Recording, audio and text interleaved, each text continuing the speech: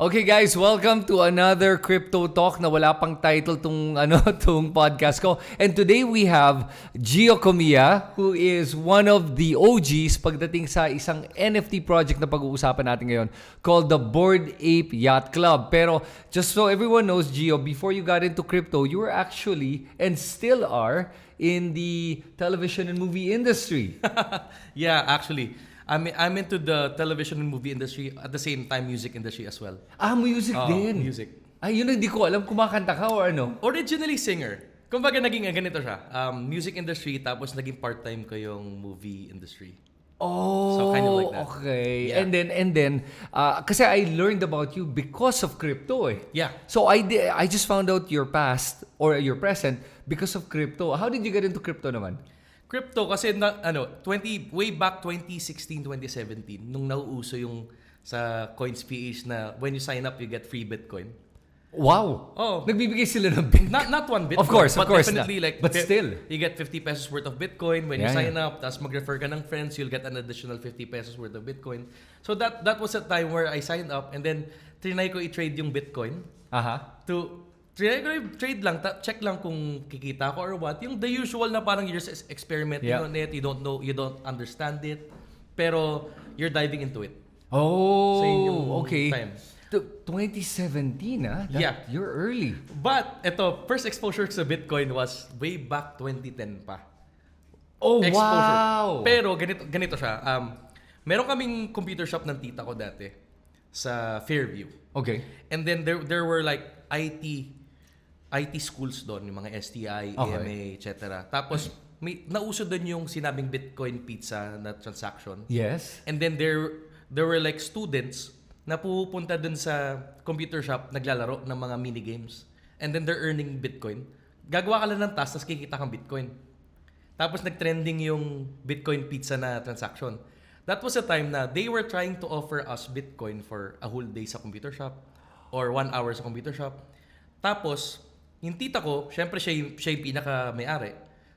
Nag-ask siya doon sa computer, nag-ask siya sa mga bank. Sabi ng mga bank, scam yan. Don't interact with that. Ganon. Tapos,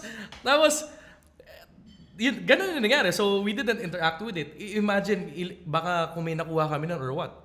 Lalo na yung tita ko, ancient yun. Baka mamaya natabi niya lang yung Bitcoin. Oh my God! Diba? Tapos, coming 2016, 2017, syempre si Bitcoin is already yes. Like a household staple, di ba? Yes. Bitcoin is already Bitcoin. Tapos, yun. Oh my God, Lord. Alam mo, I hear so many stories like that. Yung mga, they heard about Bitcoin, they ignored it, and then, they eventually, parang learned it again, and then they got into it, di ba? Palaging ganun ang mga naririnig ko nga eh. So 2010 pala when you first heard of it, pero hindi mo naintindihan? Hindi naintindihan kasi parang lang siya eh. Parang it's kind of sounded like a scam. They just told us that it is the new digital currency. Alam mo na, everything you see online, kahit yung online shopping dati, di ba? Is mostly scam. Yeah, okay. And then, was that the first purchase you made when you got into crypto, Bitcoin? 2016, 2017. First time? During that time, yeah. First time. Bitcoin. Tapos makita mo may lower cryptocurrencies like Ethereum and XRP, di ba? During that time. Na mindset mo, ay mas mura to, ito na lang bibiling ko. Okay, so binili mo ang Ethereum at how much? Ayan. Around, if I can remember, that was around close to 100 pesos. No. $100. Dollars naman. Ay, okay. Kala ko pesos. Grabe, di naman nabili. 100 pesos per Ethereum. $100 per Ethereum. Di lang ako masyadong sure nun kasi syempre kino-convert. Of course, oo. Pero that was the time nung nag-bull run nung 2017 time to 2018, di ba? Before the crash. Mm-hmm. Doon nagkaroon ng slight hype yung crypto. So medyo mataas ang value ng Bitcoin and Ethereum during that time. So that was the time when I entered the crypto space na okay, try natin i-trade yung Bitcoin, Ethereum, etc. Pero compared to the prices now, ang taas na, ang layo na, di ba? Yes, so kaya nga when you say $100 Ethereum, so to put it in perspective, Ethereum today, as we're making this video, is at $2,600 per Ethereum. Yeah. Okay. And all-time high is at 4,600 to 800. Right, yung all-time high na ang tagal talagang hindi na parang babalik yung all-time high niya. Sa totoo lang, may pag-asa pa ba itong Ethereum? Sige, pag-usapan natin yan. Hindi talaga, gusto ko malaman eh. Kasi dito tayo magsisimula sa NFTs eh. Yes. Kumbaga si Ethereum kasi from last year, na-approve yung Ethereum ETF. Siyempre, pumasok na sila yung big players like BlackRock, etc. And then, this past few months, di ba, nung naging presidente si Donald Trump. Right. And then you will see yung company niya na World Liberty Fi and even other companies na kadikit nila is accumulating slowly Ethereum through OTC. Yes. So, ibig sabihin, pag binibili na rin yung Ethereum, hindi mo nararamdaman yung pag-spike ng price kasi syempre, kaliwaan lang eh, di ba? So, kumbaga, like, the fundamentals are there na tingin natin tataas siya because the big guys are accumulating. Pero yung tao hindi ramdam kasi hindi nagre-reflect sa price. Hindi pa. Kahit ako, na-frustrate ako kasi biggest holding ko Ethereum. Pero, di ba? Yes, totoo yun. Kasi sa akin nga, na-realize ko, my Bitcoin holdings has gone up na to, we're now at all-time high levels. Around 100. Well, umabot ng $111,000. Yes. Tapos ngayon nasa roughly around $105,000. Yes. Nag-dip pa yan. Oo, nag-dip na yan. Pero Ethereum, 1617 pa, 2627 pa rin. Yeah. It hasn't moved. And so that's why nga talagang frustrating talaga for the people that are holding Ethereum. Pero nga from what it sounds like, mukhang may potential pa. Malaki potential because not just with the ETF, kasi big players are coming in, they are accumulating. Meron pang news that is upcoming soon, syempre non-financial advice to, syempre for the record, is magkakaroon ng Ethereum staking sa ETF. Ethereum ETF staking. So that means there will be reasons for them to hold and stake Ethereum rather than just trading it. Right, okay. Okay, interesting. You know what? I'm gonna give you a sandwich. Tapos I'll get you water na rin because this conversation is very casual over a meal, di ba? Yeah. So, okay. So, for Ethereum, nakikita ko nga na ang pinaka-main advantage talaga ng Ethereum over any other blockchain, and correct me if I'm wrong, is that Ethereum is probably one of the most secure when it comes to transactions. At maraming financial transactions that are happening on Ethereum over any other blockchain. Yeah. Kasi pinagmamalaki ngayon ng mga Solana boys na Solana daw yung next, malalampasan daw niya Ethereum. Pero at the same time, I think the biggest difference is Solana kasi the transactions are not big financial transactions. True. And there's a reason why. True. Kasi number one kasi Solana is, yung most of the volume of Solana ngayon is coming from meme coins. Which is people just playing with coins na parang ginagawang casino. Hoping to get 1,110 XS, whatever they want to gain from it. Sa Ethereum kasi, it's different. Diba? Unang-una, sila pinakaunang nag-introduce ng smart contracts. They're the first in everything. Kumbaga, yung mga big institutions would look at them as the OGs and the only trusted one. Right. And at the same time, based from my research, syempre correct me if I'm wrong, it is as of now, yung known na 100% truly decentralized na chain na nagbibigay ng na nag-ooperate through smart contracts. Kasi like si Solana, may company behind it. Right. Even yung mga pinapasukan ko na ibang coins like sila Sui, etc., may companies behind it. Si Ethereum operates 100% truly decentralized na may foundation lang. Okay. That's what I know so far. Right. So I agree with you to a certain extent that Ethereum is the only decentralized one that actually has compared to the other cryptocurrencies or blockchains. Pero at the same time, it's not really all completely decentralized in that sense. I'd say Bitcoin's still the only one that's truly decentralized. Yes. Kasi nga, Bitcoin's the only one na wala ng founder. Talaga. Walang kahit na sino. There's no foundation. Nothing's running it. It's literally running as a commodity. Yeah. Pero having said that, I think Ethereum comes a second. This is comparing to others na like Solana, all other like ADA, 'di ba? Ginawa si Cardano because gusto nila i-centralize yung Ethereum. Tapos biglang okay na, we don't want to make Ethereum a business. So gumawa na lang kami ng ADA. So that is the reason why, kumbaga for me, Ethereum is the one that is, in terms of the functionality, is truly decentralized. Okay. And do you have other altcoins? Let's say, I'm sure you have a lot of altcoins. Yeah. Ano yung top 5 altcoins mo? Ayan, nahawak mo that you actually Holdings. own. Ayan. Ito, non-financial advice to. Okay, yes please. Oo. Kasi syempre, tawag dito, hindi nyo ako kailangan gayahin. Basta sa akin, ito yung personal holdings ko. Number 1 is Ethereum. Because it's truly decentralized. In terms of use case and smart contracts. Number 2 ko, I would say is the new player in town, which is Sui. Si Sui. It's because they're revolutionizing yung tech in terms of like bringing mass adoption to Web3. Okay. Dahil dun sa kanilang wallet tsaka yung what they're building with it. Like building through games, even gumawa sila ng bagong program, nag-adapt sila ng bagong program language which is called Move. Pwede niyo i-research yung Move na yan. Which makes it easier for developers to develop sa blockchain. Really? Okay. Tapos yung meron silang wallet called Sui/wallet na pag gagawa ka ng Web3 wallet, di ba pag MetaMask meron tayong tinatawag na seed phrase. Meron silang wallet na Google lang or Facebook lang or Twitch lang or X lang may Web3 wallet ka na. Di ba dangerous yun? Well, in a way, it's kind of like, kaya nga sabi ko hindi siya 100% truly decentralized. It's half of it. Like, the functionality is decentralized, but in terms of getting into it, you need a social media account to make Web2 users have, para magkaroon ng easier time ang Web2 users makapasok sa Web3. So parang siyang bridge, parang gano'n. Parang yeah. it's trying to get people to get into the blockchain pero make it easier to get into the blockchain. Yes. So transitional siya kasi I guess the problem ngayon ng nakikita ko with the blockchain is karamihan ng mga tao hindi nila maintindihan how to go into Web3. Yes. It is so complicated and so fragmented. Yes. 'Di ba? And I think that's what's causing the lack of adoption. Ngayon, how do you think Sui is going to help in that adoption? Siguro because if you would do your own research dito is nalala mo dati si Facebook nagkaroon ng major issue sa US na they tried to launch a project called Libra. Diba si Libra was their crypto Web3 project under Facebook Meta. And then what happened is nagkaroon ng scrutiny sa US government. Eventually they abolished the project. And then when they abolished the project, yung former employees of former Meta employees got split into two. And then they made Sui and Aptos. Oh, wow! So si Sui is the one that is mostly following the roadmap of Libra. And then Aptos is doing something different. Wow, I did not know that. Yeah.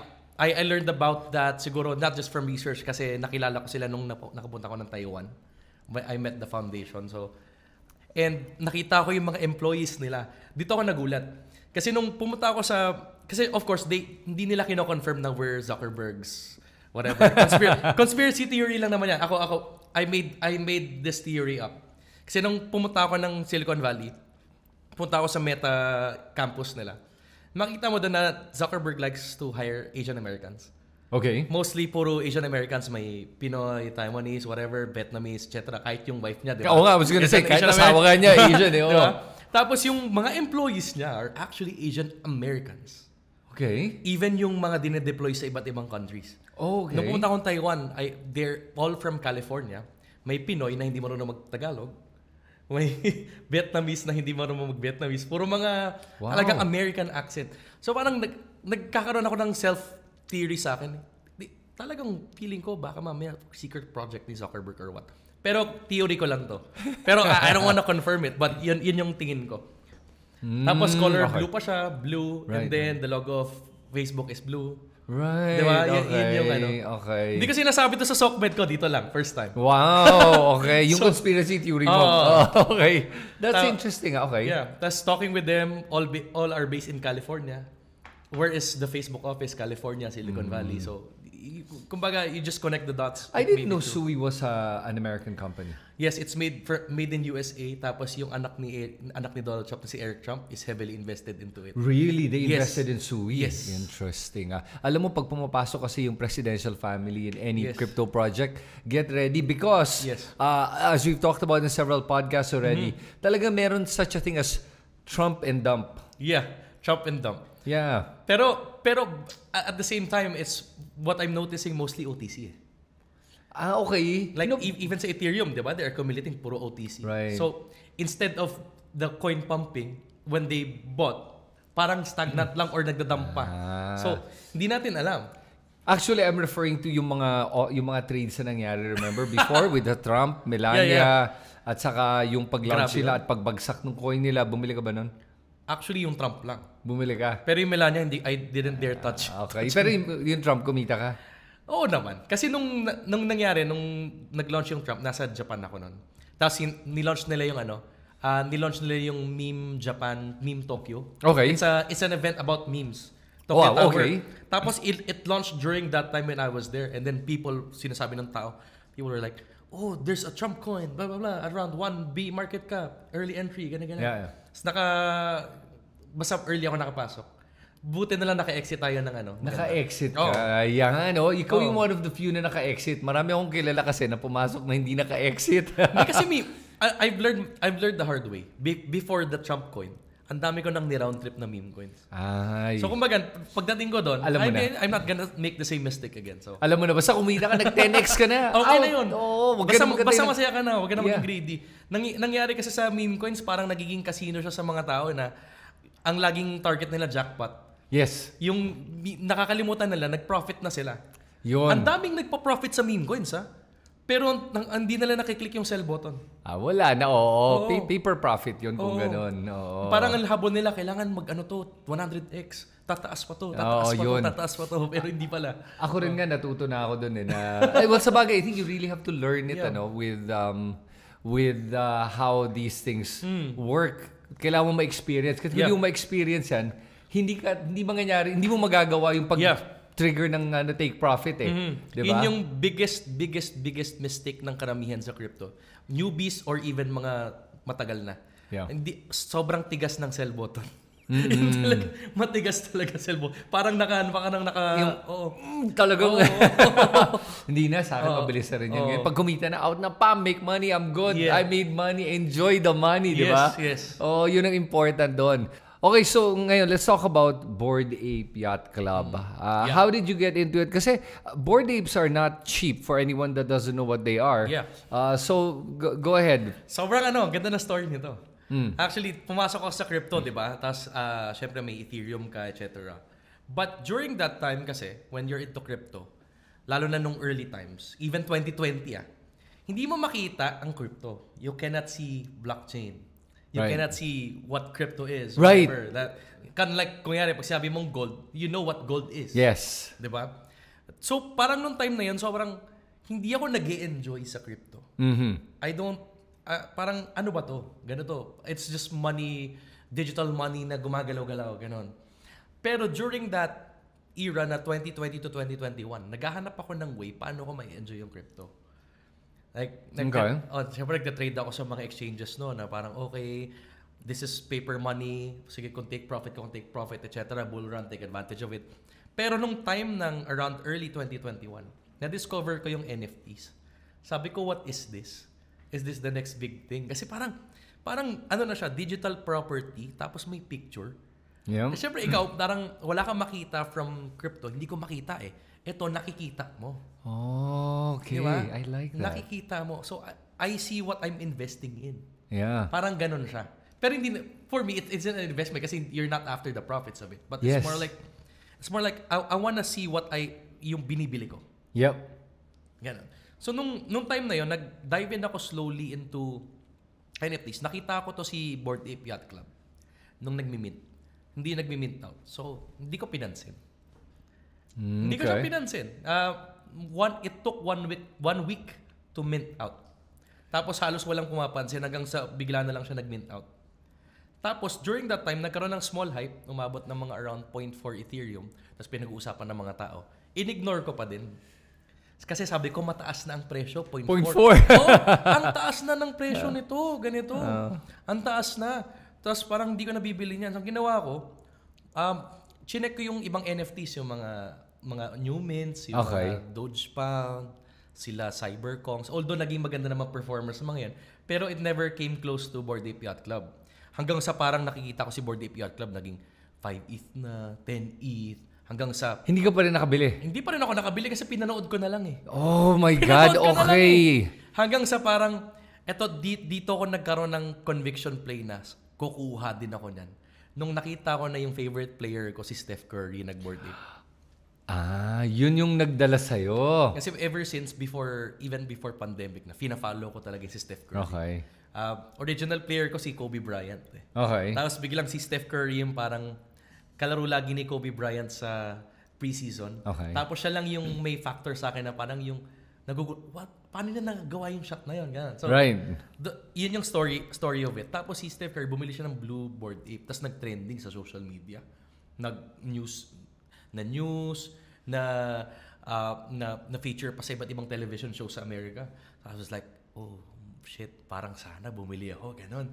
Tapos wala na. 150 ETH, 100 Wow, ETH. 150 Sobrang taas ETH. na. So nagkaroon na ng hype. Tapos nagkaroon na ng NFT NYC, yung famous na event every year na Ape Fest. Tapos ang dami ng celebrities nag-join in events. Justin Bieber, Snoop Dogg, si Jimmy Fallon. Ang dami, sobrang daming celebrities eh. Kaya i-research nyo, ilang celebrities ang pumasok, siguro umabot na din 20 plus, even other NBA players. Wow. Even yung ngayon, Tyrese Halliburton bumili. And would you know how much they were buying these ETH for? These board apes for? Kung makita mo sa news, some bought it for 40 ETH.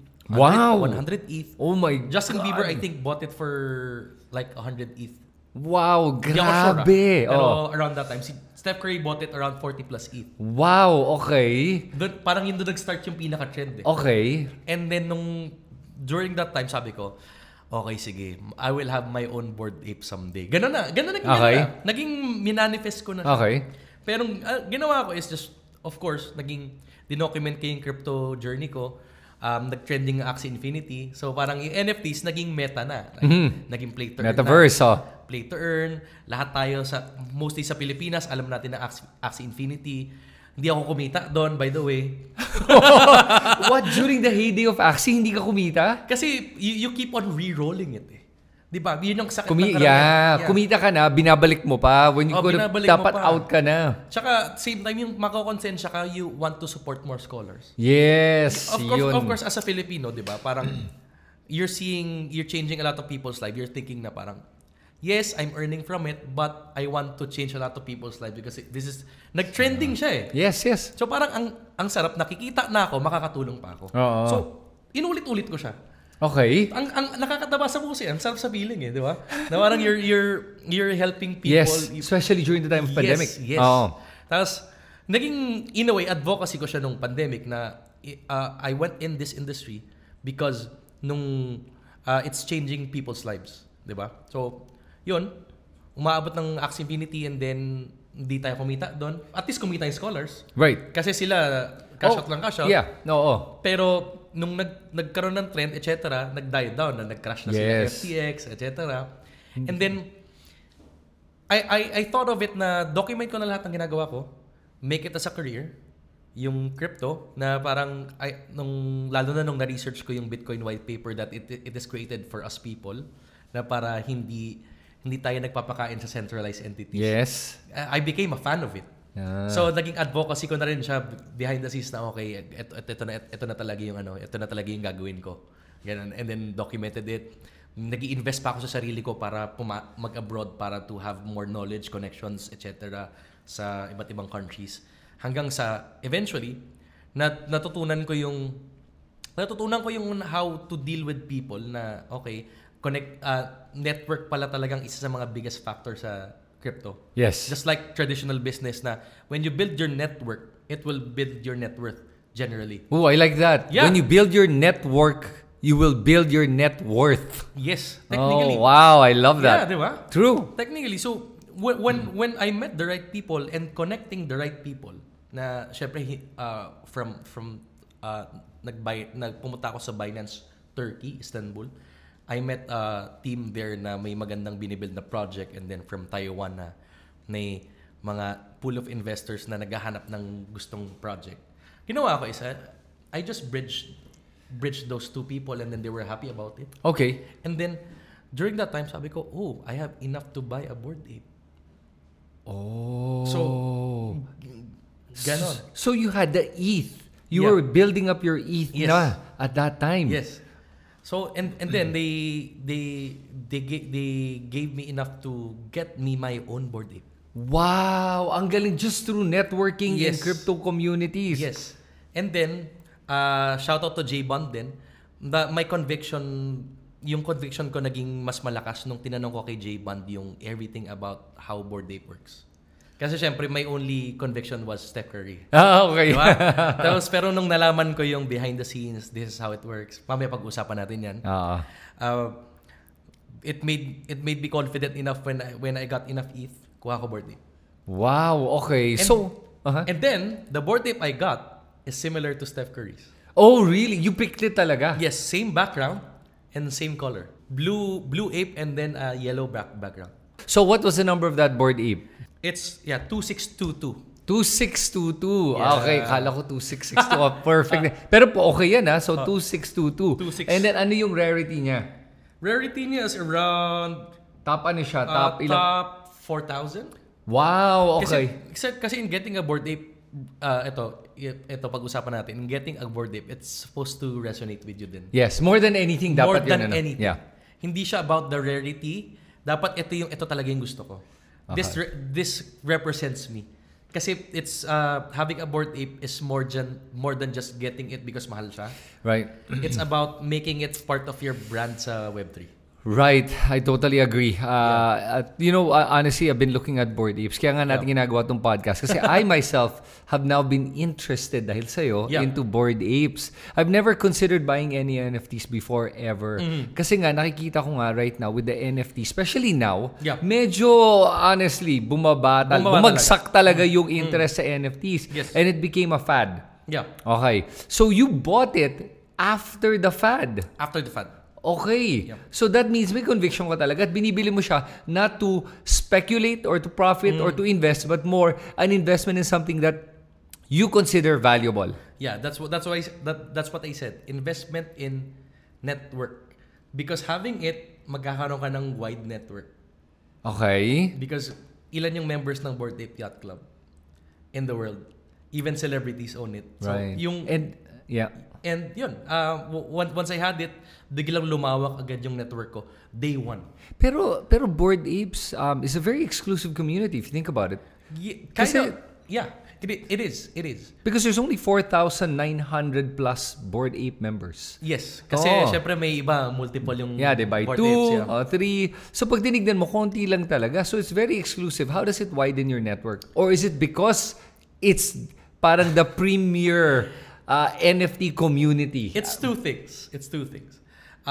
One thing is it widens up your reach in terms of like members kasi you'll never know who the members are outside of celebrities. Merong mga talagang big people in crypto, OGs in crypto that would connect you to other things that would benefit you long term. Like for example, I'm a content creator.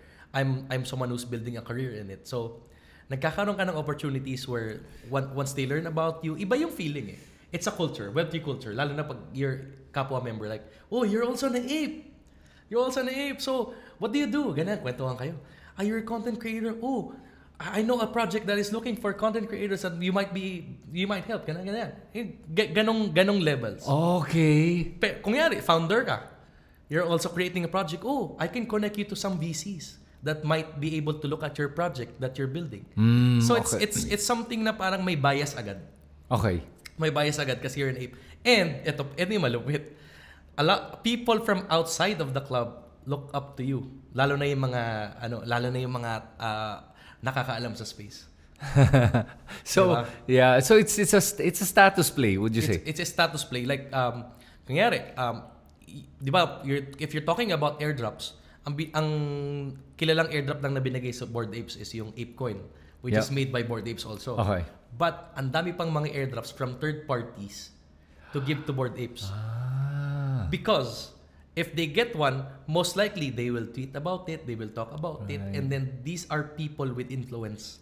Yes, oo. At saka napansin ko nga, tama ka doon na the reason I also got interested is because mga nakikilala kong ang big players in the crypto community own a Bored Ape. For example, the owner of Coins.ph. Yes, Wei.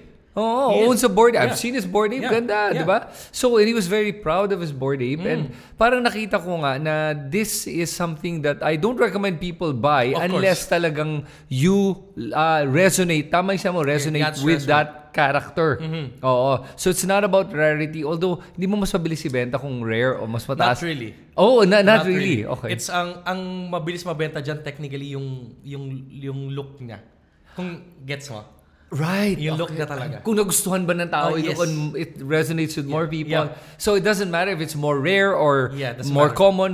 Basta maganda yung itsura, mas okay siya. I think the only rarity that matters yung mga, syempre may mga laser eyes. Yeah, laser gold, eyes. Yeah, gold for... May mga specifics. Yeah. Pero not necessarily the rarity number. Right, okay. It's more of the specific trait na hinahabol ng specific na tao. Pero for me, as someone who just wants to enter the club, I don't care about those rarity. Basta ako, yung trip ko.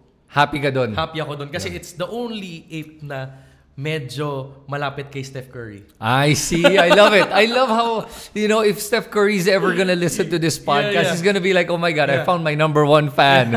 Di ba? Yeah. And it's good I'm talking to you kasi ako naman, nung una, tinitingnan ko nga, what if I buy for rarity or for ano yung number, ganun. Kasi yun ang tinitingnan kong value for me. But at the same time, nakita ko nga na yung mga ibang rare, medyo boring. Yeah, medyo boring nga. Oo, yung rare, halos wala nang features eh.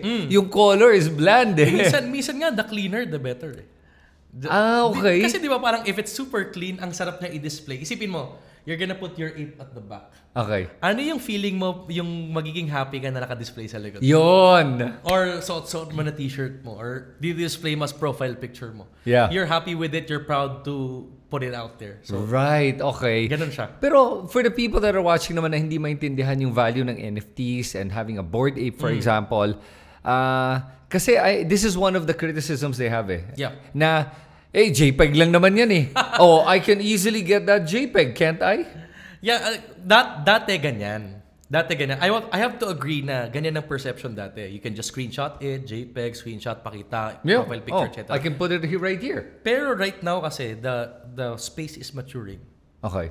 So, the space is already knowledgeable na yung about smart contracts na to verify if you're the owner of something. Tapos meron na tayong tinatawag na token-gated events, token-gated access, token-gated anything. Yeah. So, you have to verify that you're an owner. Yeah. Either through QR or through wallet. So, medyo technical na ngayon. So, ngayon, kung may JPEG lang ako, pakita ko ng ipa ko, okay, can I see your wallet? Can you log into this or whatever? Pag wala, bogus ka. Right. Pero at the same time, ito yung masasabi ko sa mga nagsasabi na JPEG lang yan. It's pretty much the same as owning, let's say, your own artwork. Kung fake yung artwork mo na nakalagay sa bahay mo, mahihiya kang i-post yan eh. Di ba kung isip mo may maganda kang artwork tapos fake naman pala. Tapos sinunta, yung ganda ng artwork sa'yo ba yan? Hindi, binili ko lang yan sa tabi-tabi. Replica lang yan. Di ba? Yeah. Parang you wouldn't be proud of it. Or it's the same as buying a replica bag or something. Tapos, pag dala-dala mo, nagandahan yung tao, sabihin mo, hindi, fake lang to, di ba? Hindi mo magsisinungaling ka pa. Yeah. So, you're not being authentic about it and it doesn't feel good. Yeah. Even if it looks exactly the same. Yeah. Right? Compared to having the original. Then, when you post it, you're like, yeah, I own that. And it's that sense of ownership, regardless of whether it's digital or not. Yeah. Yun yung talaga nakikita kong value na to. So, having said that, yung Bored Apes right now, what makes it unique compared to all other NFTs?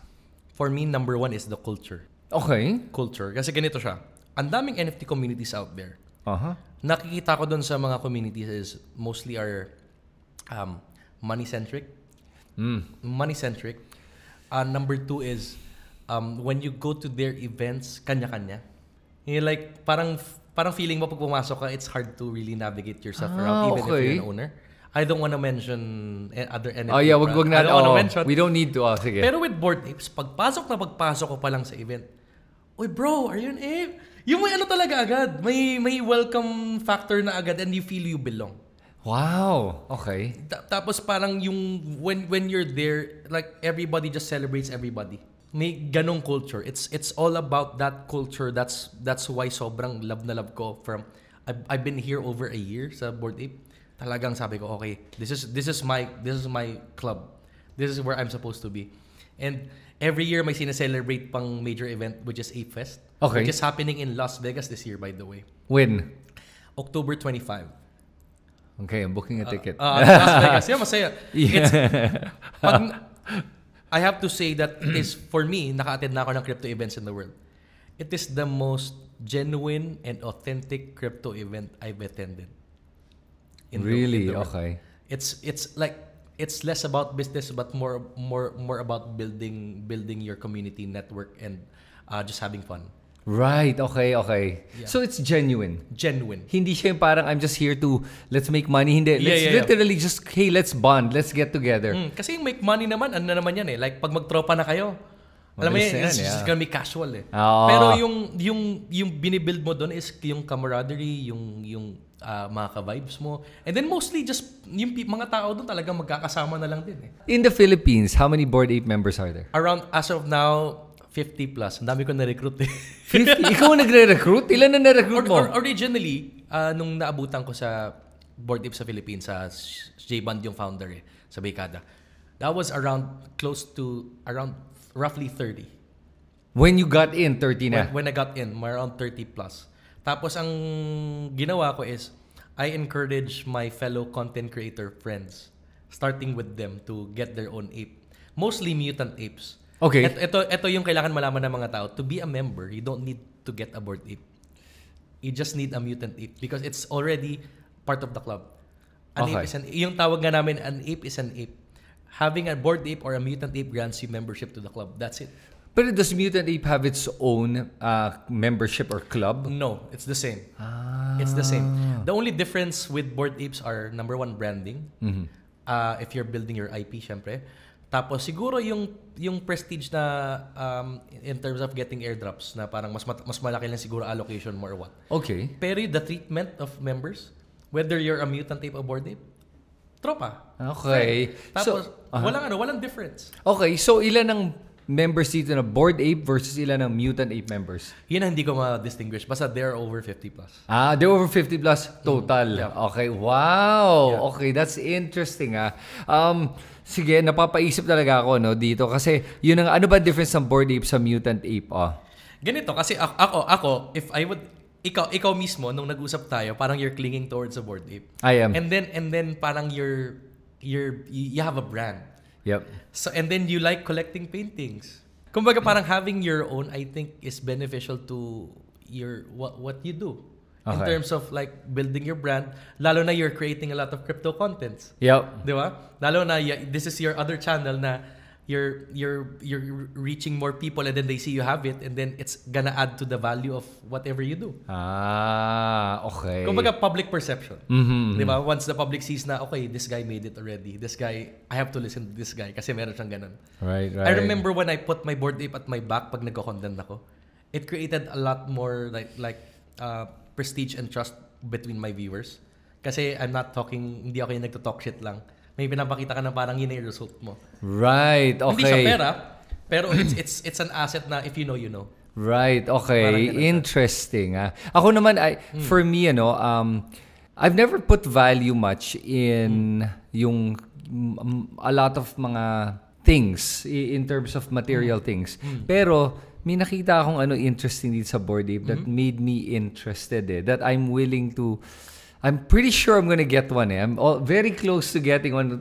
Every day, halos every day, tinitignan ko yung mga ano yung available Bored Ape today. Tingin na ako Ganyan ako for like one whole year. Even nung wala pa akong ETH. Tingin ka lang ng tingin ng oh my God, Lord. Tingin Okay. ako ng tingin. Tapos once I got one, talagang hindi agad ako kumuha. Siyempre, naalam ko pa nasaan na yung gusto ko dito. Tapos biglang mawawala. Yes, Tapos biglang may babalik uli or may bagong lalabas. So, kumbaga it became like a war within my mind na parang, ay, ito ba kukunin ko? Right. Nawala yung gusto ko, sayang, mga ganon. Until I finally decided to just get it. Right, okay. Para hindi na nawala. Now you're happy with what you have. And nakita ko kasi right now, with in terms of trading volume, the number of people that are buying and selling Bored Apes, lumalabas there's only a few hundred Bored Apes being sold at any time. Roughly about 240 to 250 Bored Apes at any time. Yeah. At the same time din, nakikita ko in terms of trading or buying and selling of Bored Apes, parang lumalabas ngayon it's at a low of about 1 to 6 Bored Apes per day. Per day. Still a pretty good amount. Before kasi dati, kaya mataas ang trading volume, there was this thing called blur farming. Okay. Where if you buy and sell NFT assets, you earn points and then get airdrops. Nawala na kasi yun. Okay. Kaya marami nagte-trade. Ngayon kasi, a lot of people, lalo na pag mga top NFT projects, they're not looking to trade anymore. Right. They're just looking to either store it for future, or just be a member. Yeah, at saka kaya tingin ko mababa din yung number of Bored Apes being sold relative to amount of Bored Apes there. So for those that don't know, there are 10,000 Bored Apes available in the market. Right, pero they're not available. Available. There are 10,000 na merong Bored Apes. Tapos out of the 10,000, only less than 250 Bored Apes are being sold. Yeah. So if you think about it, most are hodling or holding their Bored Apes. Yeah. Konti lang talaga yung nagbebenta. I do think kasi may mga tao na nag-hold for future purposes. Like for example, if it reaches like 50 or 100 in the future, doon lang sila magbebenta. May mga ganong tao. May mga tao naman na they're just keeping whatever they have. Yeah. And then ang nakita ko magandang stat dyan, lalo na with Mutant Apes. Before, it was less than 50% of the supply yung unique holders. Now it's above 50%, around 52, 53 yung last check ko. Okay. Kaya nakikita mo doon na mas marami at maraming nagiging members ng club. Right, okay. Habang tumatagal yung ratio. So, ibig sabihin, behind the scenes, nagkakaroon ng demand for the club itself rather than the potential value of it. Okay, and for those that don't know, when you said 50 or 52%, yung Mutant Apes kasi has 20,000 Mutant Apes. And out of that, there are over 10,000 holders. Yes. Lumalabas right now. Holders. Okay. And I don't know the stats on Mutant Apes kasi I haven't checked much on it. Pero how's the floor price of Mutant Apes right now is around? Roughly around 2 ETH. 2 ETH naman. So for people that can't afford the Bored Ape, they can buy the Mutant Ape for only 2 ETH. And they're already part of the club. Oh, that's so much cheaper than 12 ETH, di ba? Okay. Yeah. And then Mutant Apes naman, would you know how many are being sold at any time? Yun, I think mas marami ang Mutant. Mas marami kasi mas mura, mas mabilis. Mas mura, mas maraming supply, and marami din naman yung mga nagbabuy and sell. Right. Like, kunyari nakita yung floor na bababa, bibili ng madami, and then sell for a higher price. So, like, syempre, a lot of people are doing that as well. Para lang at least to gain a few bucks. Yeah, sure. Understandable. Oh, that's given. So, having talked about Bored Apes right now, nakikita ko talaga that for me, if I'm ever gonna buy a Bored Ape, I really am doing it for the long term. Yeah. Hindi ko to binibilid para i-flip ko siya. Yeah. I have a feeling if I buy it, I'm gonna hold it. Ako din, yun na rin sa akin I'm gonna hold it long. I'm not not because I'm holding out for a higher price. Yeah. Because I like the product I bought or the art that I bought. 'Di ba? Tsaka in a crypto timeline, it already stood the test of time. Yeah. In a crypto timeline, kasi iba yung crypto timeline to like traditional timeline. Sa crypto, kumbaga naungusan na niya yung time na okay, it's gonna go down to zero. Right. Tapos na Yeah. I don't think it will. Ngayon na siya, staple na siya. It's already a brand. Yeah. Naka-imprint na. Right. Totoo 'yon. And even during yung bear cycle of of crypto in 2022-23, it held its price. Yeah. No matter what. So nakikita mo doon na hindi na talaga to bababa hanggang dito na yan Oh. So which is good. Okay, so hindi na ako mag-aantay. Sige na. I'll probably just Pwede na ako. buy Switch. Hindi, maghanap ako ng gusto ko. Kasi ngayon, napaisip ako doon sa sinabi mo that instead of just looking at rarity, I'm gonna look at something that I really like. Yes. That will make me go, when I look at it, I go, yeah, I own that. Yeah, ganon. Oh, yun ang mo ako, like, this is like Steph Curry, but at the same time, may 3D glasses, may Parang ibang look naman, di ba? I love it talaga how there's always the Steph Curry influence talaga. Ganon talaga Grabe, okay. So, ano tingin mo? What does the future hold for NFTs? For NFTs, meron pa ba? For NFTs in general, tingin ko, tapos na yung era ng just JPEGs. Okay. So yung just JPEGs will be just the utility of the OGs. Like for example, si CryptoPunks. Right. Which is the OGs, which is 40 ETH ngayon yung floor price. Wow. 40 ETH. Yun, wala talagang utility yun. Yeah. Like literally just own it. Tapos may community, yes, may mga meetups, pero not as strong as Bored Apes. Okay. Pero still, ano siya, when you have it, prestige ka. Pero yung Bored Apes kasi, it's more like a culture, a club. We have something going on here, ganun. So, we also have Pudgy, Penguins, which is creating a new vibe. Medyo bagong trend kasi si Pudgy. Pinag-usapan ng mga tao because of the latest airdrops. They're building a chain, tas mostly puro bata ang Okay. Pero by the end of the day, I think those are the ones to stay. Pero yung mga new players trying to do the same formula, I think no. Wala na. But I think the ones to enter is gonna be a new thing, yung bagong-bago that we haven't seen before. Or might be a utility, like pinaka-meta naman na before is related to games, related to if you have this, you gain access to a specific thing. So, kailangan may purpose na siya, hindi na yung parang JPEG lang. Right. Okay. Kasi NFTs in general are not just limited to visuals or JPEGs. Yes. It actually has a lot of really good use cases Yes. na hindi pa natin nga na nagagamit ngayon eh. It hasn't been adopted. Yes. So when you say NFTs, it's not just JPEGs. It's everything else in terms of creating ownership. Yeah. Right? Ownership of that asset. Yes. Yun yung importanteng value talaga ng NFTs. Okay, so for those naman that got into the NFT craze back in the day, marami tayong mga kabataan at mga Pinoy that bought these speculative NFTs. Marami na zero. O, paano na? Anong gagawin nila? Ano na lang. It's just hoping for siguro, kung zero na siya, wala kang magagawa. It's just gonna be part of your collection. Parang nagkaroon ka ng sariling art collection. Right. It's like bragging rights mo na lang na, ito, dami ko ng NFTs. Even if it's zero. Kasi you have to look beyond the value na rin eh. Yes. You look beyond the value. These are my digital ownerships. And laging you'll never know. These assets might have some sort of value in the future. Yeah. Lalo na kung may some sort of narrative or hype siya na it would be something good in the future. Like, kunyari, nag-trend yung certain character and then that character is already existing over time. So, it might have something there, but by the end of the day, you have to accept na, okay, this is just part of my collection. Right. Hindi na yung parang I'm gonna sell it in the future. Oh, and make a killing of it. Yeah, Na. Okay. Well, I really appreciate your being honest about it. Yeah. Na pagka-explain mo. Kasi nga, dami nga tayong mga kabataan na bumili ng NFT, yun ang unang pinasukan nila. And nasunog sila doon. And hindi na nga alam kung anong gagawin nila. I'm glad I didn't buy, to be honest with you. Yeah. I was considering buying others. Ang dami kong ginawa dyan. Marami. Dami. Pero I would say na hindi naman talaga ako nag-lose talaga kasi natuto ako towards close to the end. But syempre, marami dyan yung tipong mint lang ng mint hoping na maging presyo ng Bored Ape. Right. Ang laging narrative ng NFT, we are the next Bored Ape Yacht Club. Sabi ko, I don't wanna be the parang kuha ko ng NFT project hoping to be the next Bored Ape Yacht Club. Why not just be part of the Bored Ape Yacht Club? So yun ang ginawa ko.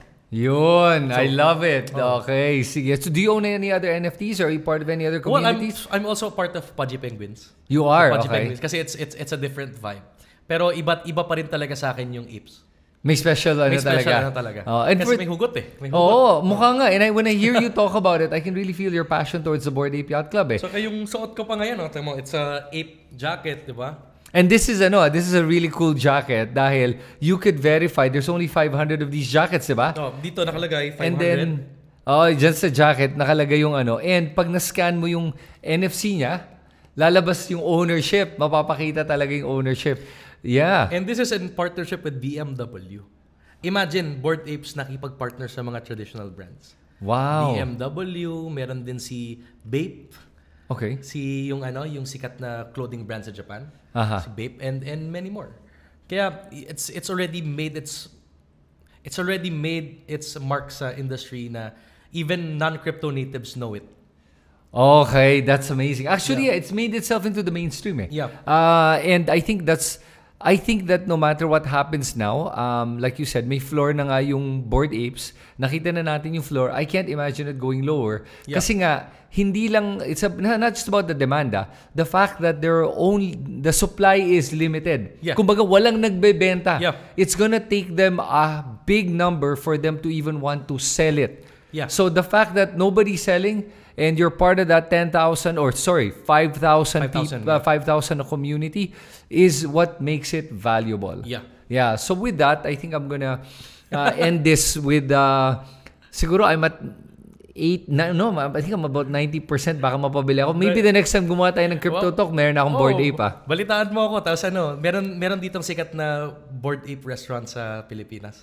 Ano yun? About it, called Bored and Hungry. Ay, yung burger place. Burger place, ito pa pala, lastly, pinag-uusapan sa Bored Apes na you can make a business out of it because of the IP. May tinatawag silang made by apes na if you own the ape, you can make a business out of it, you can use it. The Bored Ape name. You have 100% rights to your specific ape. Okay. Kaya merong gumagawa ng Bored and Hungry. So yung Bored and Hungry was created by a Bored Ape member who used the IP. Yes, of his ape. Of his ape. So yung logo is his ape. Yes. Oh. Yes. Yung pa ganun. Pwede mo rin gawin yun. Tapos it's widely recognized ng buong community. They know that Bored and Hungry exists. So, may mga dayo ditong foreigner and then they're part of the Bored Ape. They go to it. But ang kinaganda sa Bored and Hungry, nag-click siya kasi sa Web2, even non-crypto natives kumakain doon kasi masarap daw yung smash burger. So, yeah, we got to try the smash burger nga. Kain tayo doon pag gana. Oh, wow. Pag nakuha ka na. Pero so in that case, wala namang special rate ba yun pag Bored Ape member ka o meron? May special events lang. Like, kunyari, nagpapakain si Bored and Hungry for Bored Ape members. May get together tayong 50 of us kung sino pupunta. Wow. And, diba? We get to try new menu items earlier than okay.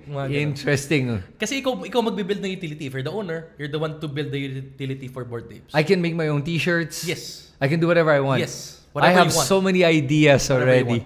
Okay, I'm really excited about this. And applying for a license is free. Made by Ape license. Once you have the Ape, free yung application. Oh, okay. Yeah. And then that's it. Once you have the license, you're good to go. Yeah. Nice. Part of the perks. Yun, that's part of the perks. Okay, I'm looking forward to this. So I hope may mga natutunan kayo dito sa discussion namin with Bored Apes, with the Bored Ape member, Filipino Bored Ape member, Gio Comia. Yeah. And Gio, thank you so much for educating us. And ang dami ko natutunan dito. If you guys are curious about Bored Apes, or if you have any questions or any criticisms, isulat nyo lahat yan dito sa comment section sa ibaba. And if you like content like this, please subscribe to this YouTube channel. And Gio, you want to share your socials? Follow me on my socials at Gio Comia. All channels na yan. All channels? All channels na yan. Sarap naman nun yung ano mo. Para hindi na mahirapan maghanap, di ba? Oo. Yung name ko kasi sobrang common. Wala akong ganyan eh. So may mga iba-ibang mga spelling pa ako eh. Yeah. Alright, thanks so much, Gio. Thanks everyone. We'll see you guys in the next episode. Alright, bro. Good job.